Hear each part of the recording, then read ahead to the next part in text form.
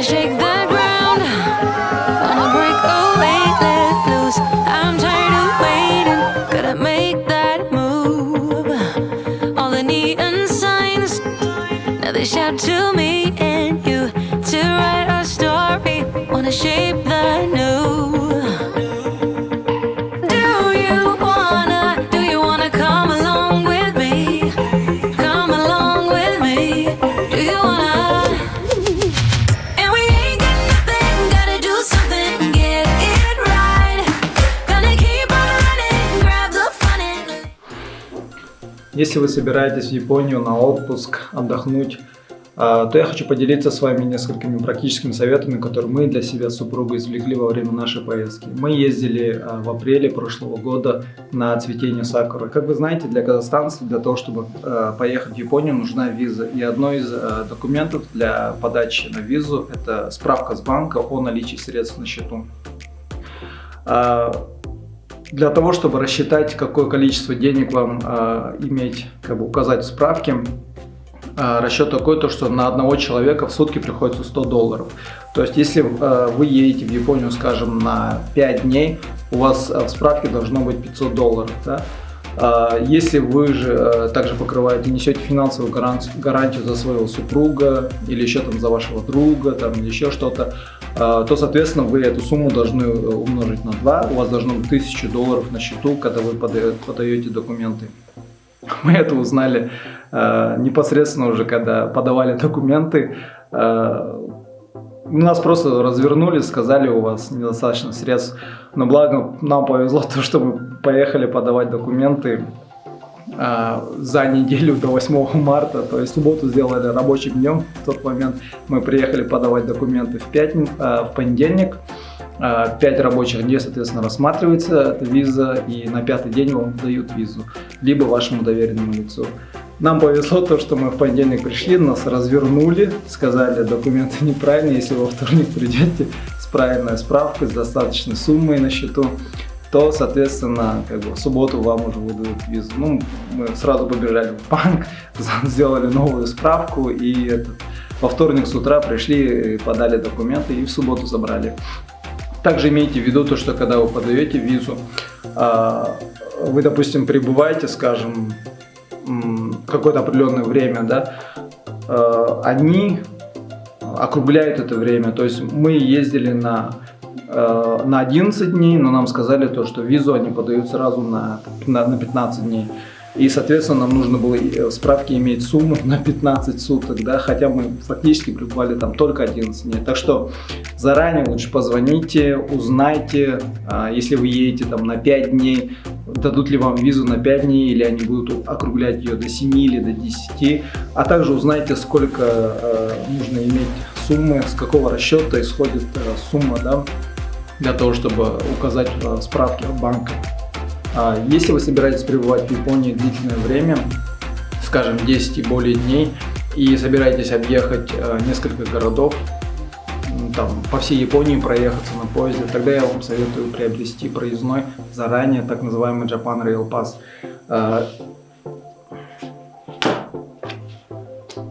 Вот они. Japan Rail Pass, они делаются только для туристов.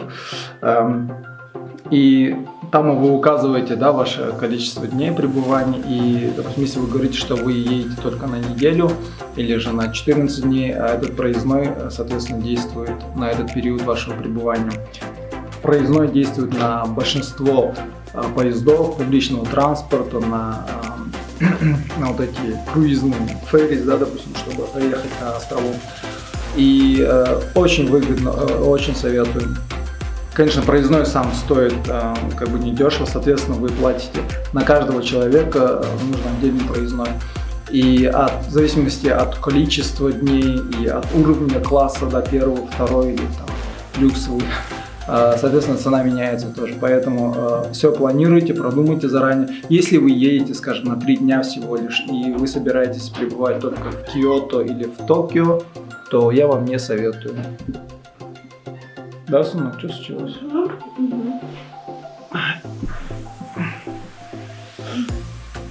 Скажи привет. Привет, пап. Привет, сынок. Я тебя люблю. Я тебя тоже. Привет, Андрей. Привет, мам. Я оставлю ссылку на сайт, где мы покупали Japan Rail Pass, в описании. Когда вы закажете, там действует срок, насколько заранее вы можете заказать. Мы, кажется, заказывали за месяц. Вам отправят ее почтой. Вы получите вот такой вот ваучер. Там будут все ваши данные, ваше имя, номер паспорта, в общем, все ваши данные. И там будут написаны, также там будет такая брошюрка маленькая, где будут написаны все кассы компании GR, Japan Rail, где вы можете обменять вот этот ваучер на уже вот такой вот проездной. Третье. Знайте свою локацию. То есть, куда бы вы ни поехали, знайте место расположения вашего отеля, апартамента. Лучше узнайте заранее, какие остановки автобуса рядом находятся, какие станции метро рядом находятся, чтобы не произошло всяких казусов. Нара, помню, такой случай был. Мы дождались автобуса, поехали, там на конечной остановке вышли. А этот отель вообще находился, не знаю, там за еще полчаса ходьбы от этой конечной остановки.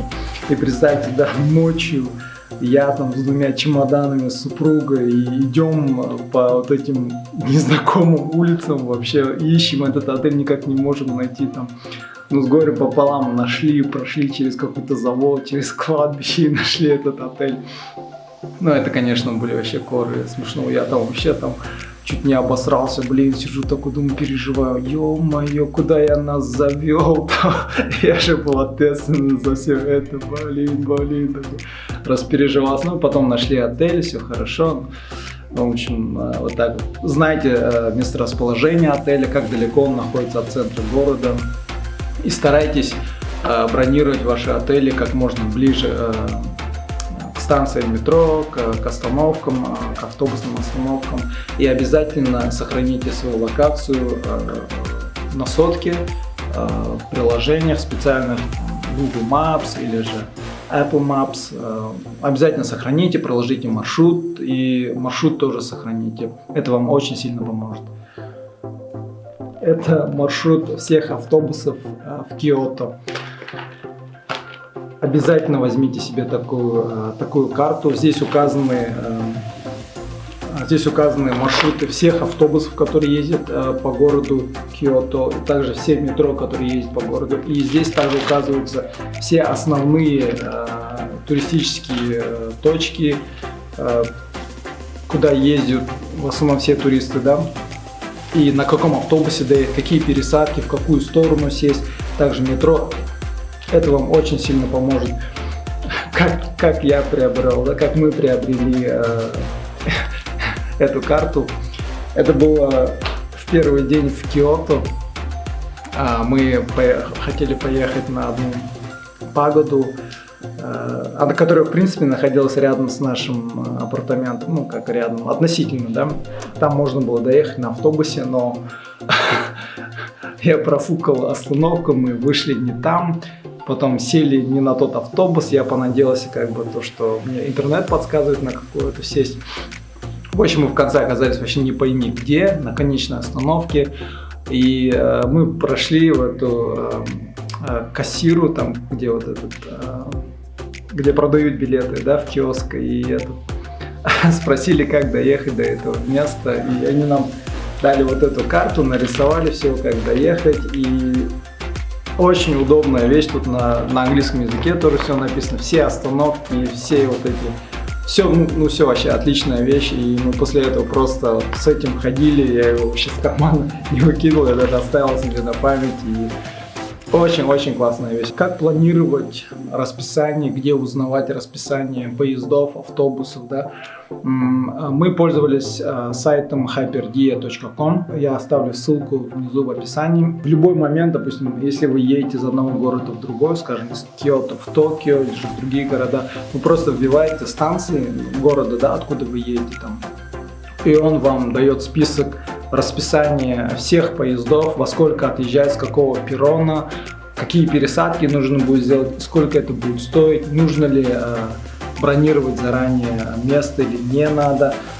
Очень шикарный сайт, там как бы обновление прям точь-в-точь. Я советую лично всегда иметь с собой 2 карточки, да, либо свой, у себя имейте 2 карты плюс карта вашей супруги, либо же у каждого по одному, но всегда имейте 2 карты на всякий случай с достаточным количеством средств, потому что если вы потеряете свою карточку, не дай бог за рубежом, либо же банкомат проглотит, как это было один раз, не у меня, правда.